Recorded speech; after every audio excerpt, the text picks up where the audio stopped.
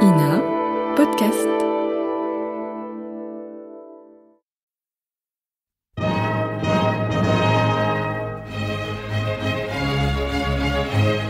Bon baiser de partout. Une émission secrète de...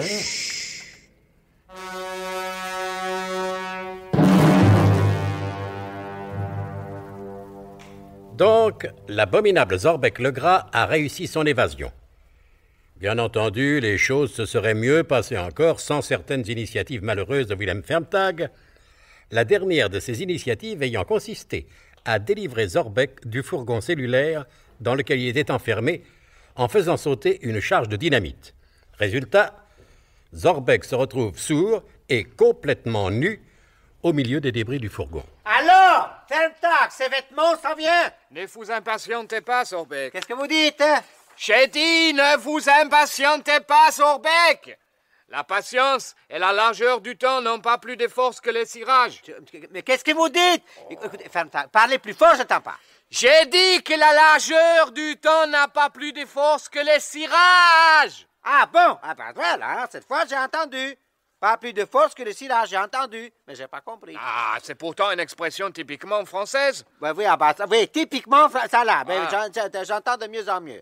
Je comprends de moins en moins d'ailleurs, mais j'entends de mieux en mieux. Bon, c'est tout ce que vous avez trouvé comme pantalon? Pourquoi? Il ne vous plaît pas, Zorbec? Oui, enfin, non, de toute manière, ça n'a aucune importance. Allez, donnez-le. En attendant, on va... Et voilà, nous devons nous équiper complètement pour notre voyage. Nous puiserons dans la réserve aux costumes. Ah, voilà. nous allons encore nous déguiser. Il n'est pas question de nous déguiser. Je sais que vous aimez ça. Grand fou, gros voyou, va. Il ne s'agit pas de ça. Du moins pour l'instant, il s'agit de nous équiper pour résister à des climats particulièrement rudes. Ah, Voilà. et où allons-nous? Et au pôle, Lesquels? Le nord ou le sud? les deux. Non, il faudrait savoir, Zorbec. Je Alors- vous dis les deux. Nous commencerons par le nord. Géographiquement, c'est plus près. Puis nous... oui, c'est ça. Nous commencerons par le nord. Voilà ce que je dis. C'est tout. Ah, Zorbec, j'ai peur que ce soit vous qui avez perdu le Nord. Qu'irions-nous faire au pôle Nord, surtout en cette saison? Nous irons photographier le biglotron. Ah, vous avez réussi, Zorbec? Mais toujours la Russie, Zorbec. Natürlich, Fermtag. Le colonel de Garlas a beau être le remarquable chef d'un service de renseignement, non moins remarquable, il n'est pas de taille à lutter avec le grand Zorbec. Oh. Je voulais savoir où se trouvait le biglotron, je le sais. Décidément, je suis le plus fort. Zorbec, toujours votre vanité. Ne suis-je pas le plus fort maintenant que je sais où se trouve le biglotron? Non, Zorbec, vous ne le savez pas puisque vous hésitez entre le Nord et le Sud. Mais je n'hésite pas. Le grand Zorbec n'hésite jamais. Et cessez vos perfides insinuations.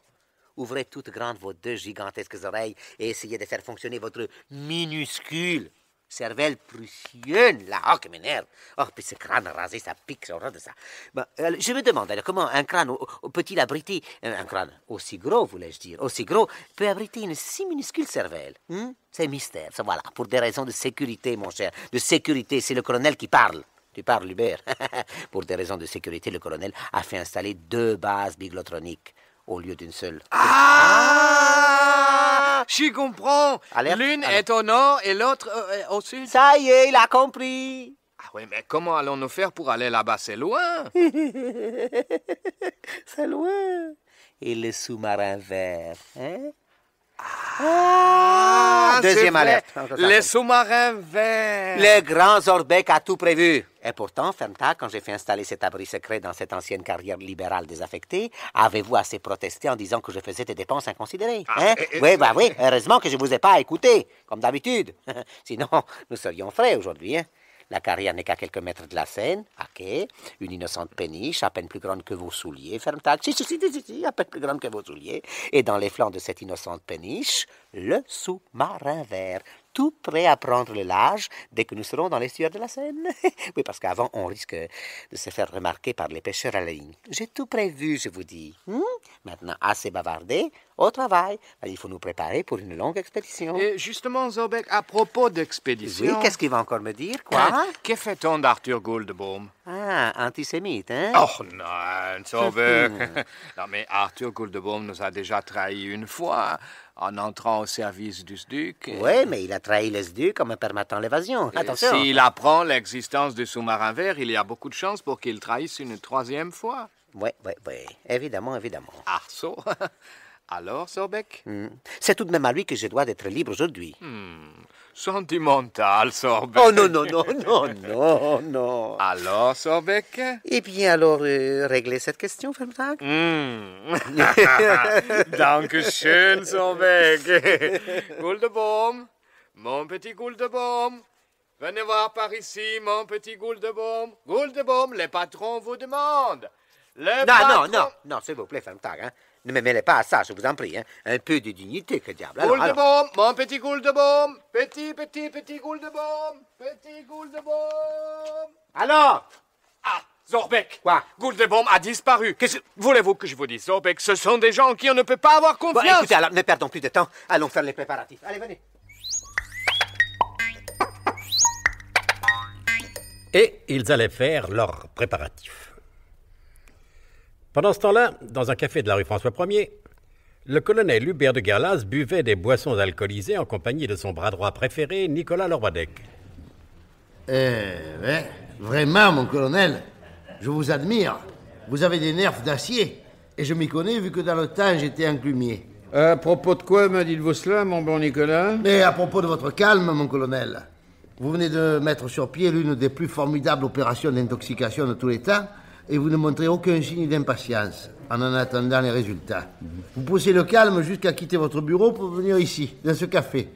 Moi, je ne sais pas, à votre place, je serais impatient. Et c'est peut-être bien pour cela que vous n'êtes pas à ma place, mon bon Nicolas. Voyez-vous, comme l'a si bien dit un diplomate quelques jours avant le 2 août 1914, il est urgent d'attendre. Dommage que personne n'ait suivi son conseil.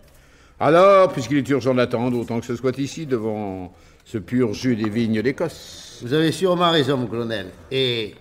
oh, tant pis si c'est indiscret, puisque de toute façon, vous n'êtes pas obligé de me répondre. Que pense-t-on de tout ceci en haut lieu, mon colonel? En haut lieu, on en pense ce que j'en pense, puisque c'est moi qui rédige le bulletin confidentiel. Comment va la charmante Mémène? Dois-je comprendre que vous désirez changer de conversation, mon colonel? Comprenez ce que vous voudrez, mon brave Nicolas. Excusez-moi si j'ai été maladroit en vous parlant de Mémène. Ah, mon colonel, regardez qui vient d'entrer dans le café. Maria Contratention del Pilar Gomez? Non, mon colonel, Monsieur Maurice. Ah. Bonjour, Monsieur Maurice. Bonjour, colonel.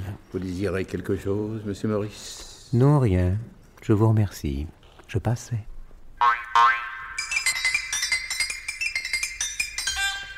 Et pendant ce temps-là, ayant achevé leurs préparatifs, l'abominable Zorbeck Legras et le non moins abominable Wilhelm Fermtag se sont embarqués sur la péniche qui transporte le fameux sous-marin vert qui doit leur permettre d'atteindre le pôle. Zorbeck a laissé de gouvernail à Wilhelm Fermtag, dont la tenue de marinier est des plus réussies, pantalon à pont suspendu et casquette d'amiral de la Kriegsmarine. Bon, Fermtag! Je suis là. Bon, je viens de la cale, tout va bien. J'ai essayé les moteurs du sous-marin vert, tout est en ordre.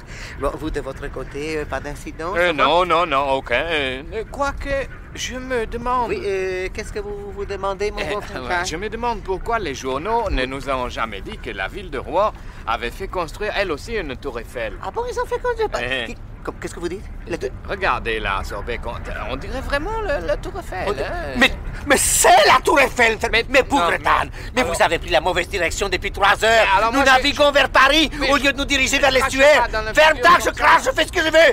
Je devrais vous fusiller. C'est une faute impardonnable. Faites demi-tour plus vite que ça. Schweinkopf, abruti, dégénéré. Demi-tour. Non, demi-tour, c'est un ordre, c'est pas une injure. Monsieur Marquand. Ne vous fâchez pas, Sorbeck. Je vais faire de alors faites demi. Attention, Fermtag, attention, le bateau-mouche. Le bateau-mouche. Le bateau-mouche.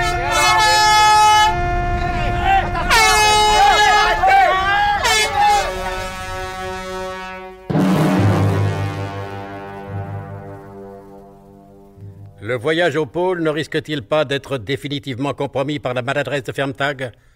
Du même coup, la vaste opération d'intoxication mise au point par le colonel de Guerlas ne va-t-elle pas échouer? Peut-on rattraper le temps perdu? Vous le saurez en suivant attentivement les prochains épisodes de notre grand feuilleton d'espionnage et de navigation fluviale, Bon baiser de partout. C'était Bon baiser de partout. Une émission secrète de... Pierre Dac et Louis Rognoni. Avec Roger Carrel, Pierre Dac, Claude Dasset, Paul Prébois, Alain Roland. Décryptage et mise en code, Jean-Wilfried Garrett.